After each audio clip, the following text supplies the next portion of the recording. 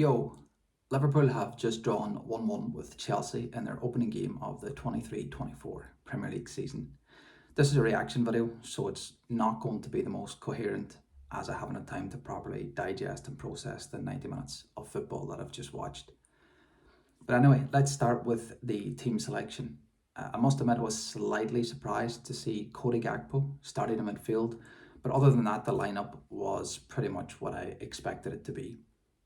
Liverpool started the game really well, pressing Chelsea high up the pitch and suffocating Conor Gallagher in particular, who doesn't seem to have the awareness to play in that deeper midfield position. However, Chelsea soon settled into the game and started to really expose Liverpool's weaknesses, namely defensive transitions and crossfield passes in behind the fullbacks. Chelsea adjusted to Liverpool's high press by taking less risks with the ball and by going a little bit more direct. It's there for all to see that Liverpool do not have a natural ball winner in their midfield. I'm not just talking about the City midfield position, but our two number 8s. This 4-3-3 system that Klopp is married to exposed Cody Gakpo's lack of defensive positioning today, and Szoboszlai's defending was poor as well.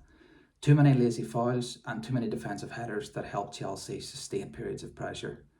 I've no doubt that Szoboszlai is much better technically than the likes of Henderson or Wijnaldum, but for me, he doesn't fit the profile to play as an 8 in this system, at least based on what we've seen so far, and at least not against the top sides. I thought that McAllister had a decent game, and I'm really excited to see him play in his more natural position after we sign a proper holding midfield player. With the sheer amount of attacking talent that we had on the pitch today, I did expect to see a lot more going forward. I expected us to concede plenty of chances, but to only register one shot on target against this Chelsea team is incredibly poor. I haven't been impressed with Luis Diaz since he returned from injury, and I think Diogo Jota blows far too hot and cold. I actually expected Cody Gakpo to play through the middle today, and either Curtis Jones or Harvey Elliott to play in midfield. It's very early on, and I think he's going to be a super player, but Szoboszlai didn't impress me too much today.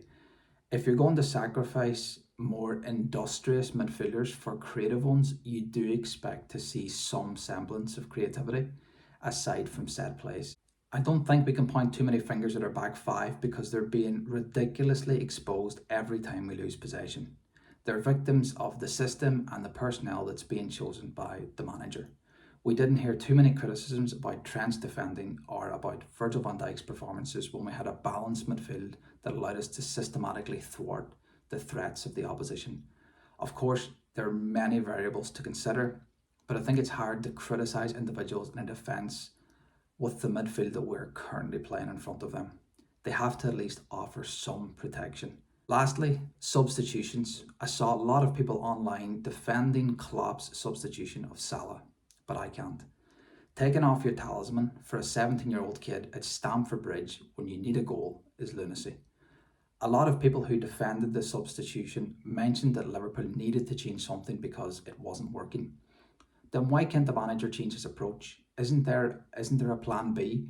You could bring on an extra central defender, push Trent and Robertson a bit further up the pitch, right on to James and Chilwell, who were getting far too much time on the ball in those half spaces.